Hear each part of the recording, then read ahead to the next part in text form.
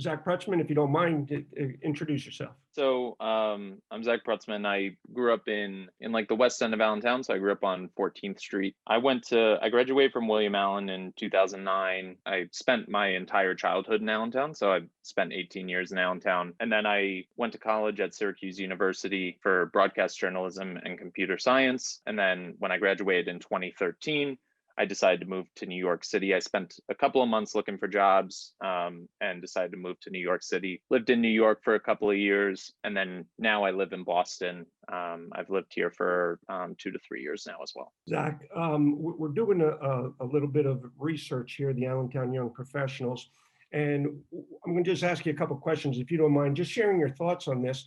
And it is a part of Allentown's history to not necessarily retain, and I don't want to be too overdramatic with this, but the smartest and the brightest and a lot of people leave the Allentown after their high school years. A lot away to college, never come Mm-hmm. back. Some stay, some go to college. And that's what we're trying to address with these brief interviews. So I'd just like to Yeah, get your thoughts on maybe why you chose not to come back to Allentown, or why you, and maybe why others do, and your thoughts of why some yeah. might and why some then, but you chose not to. And being Mm-hmm. in Boston now, which obviously is a great city here on the East Coast, is a wonderful place to live. So if you don't mind, just give us your thoughts on why someone might stay or why someone like yourself would leave and not come back. Yeah.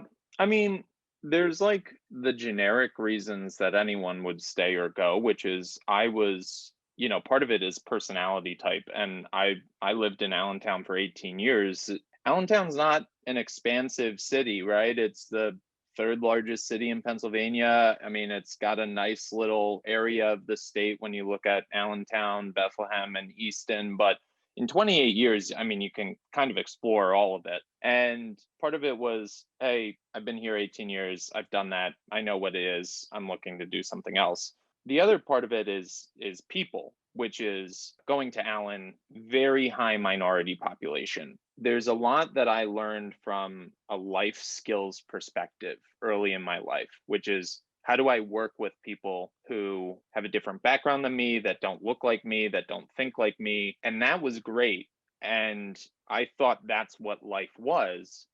And then I went to Syracuse University, completely different, incredibly wealthy individuals, a very different demographic that you're looking at than the people that went to high school with me. You've got 18-year-olds who are driving around $100,000 Rolls Royces, or not Rolls Royces, but like Range Rovers, right? And it's so you see that exposure. You see growing up in Allentown, you see going to William Allen, you see then going to Syracuse University, and you say, wow, these are two completely different lives that you could live.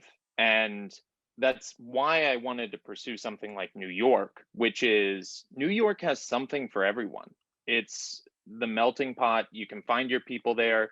You can find what interests you. Just after interacting with different types of people and demographics, I realized that like the diversity was something I really was thirsty for. On top of that, I was also very interested in having a successful career. I wasn't really sure what I wanted to do with my career yet. And so going to a place like New York, you just have so many options open to you. So you think the city of Allentown doesn't have the opportunities that you may have been looking for, besides just all of a sudden experiencing a great diversity in not Mm, only culture and race, but socioeconomics, yeah. that you were around people maybe that had the same energy as you, or the options weren't here. And that's why you decided to go to New York, because there was a bunch more, as you said, options or opportunities. Part of it is the people that you surround yourself with every day. Like it doesn't have to be just what does the demographic of a city look like, but what are the actual, 10, 15, 20 people that are really close to you every day. And a lot of people that I saw that were immediately surrounding myself were pretty content. Like they were pretty content with being in Allentown. They were content with having a mediocre job or a mediocre income, or some people I know haven't gone further than taking a drive to the Jersey Shore.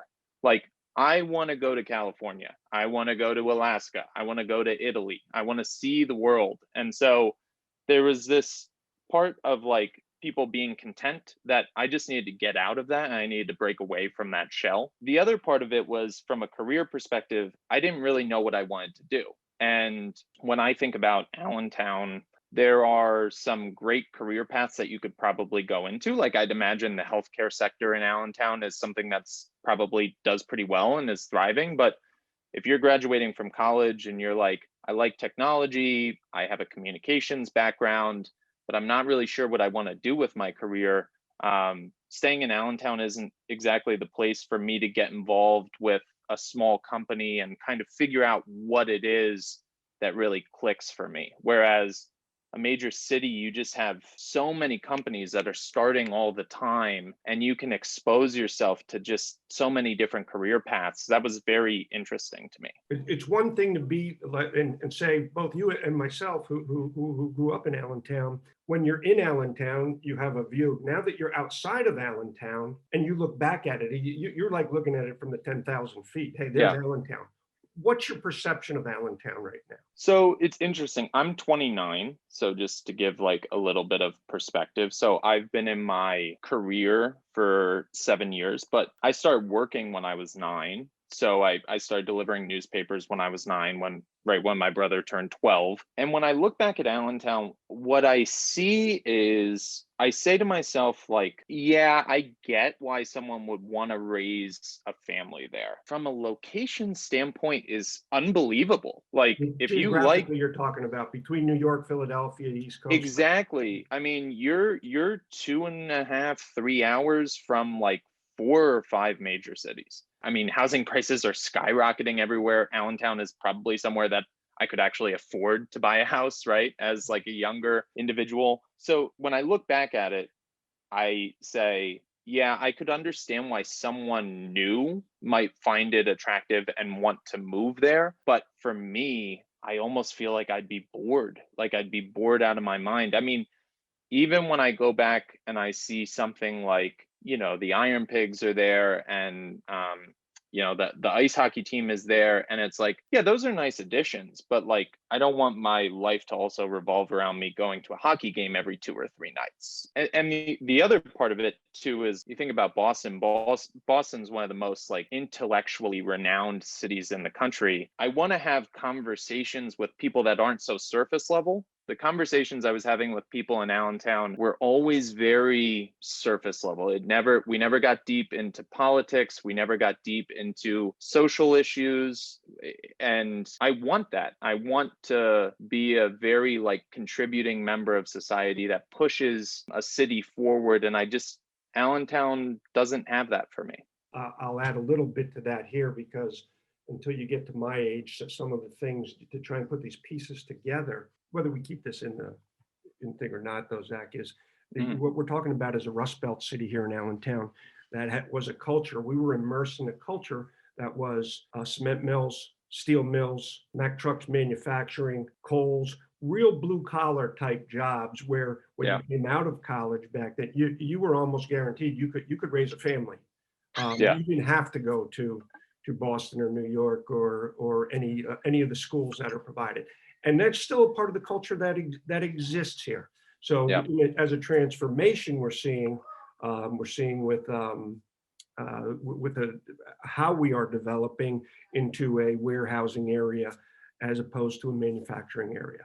And I get it when you say the depth, the intellectual depth, if you will, and the things that are interesting to you intellectually, especially when you've been exposed to it. When you go to a good school like you went to at Syracuse, you were exposed to different levels of intellect and other things that people know that you don't.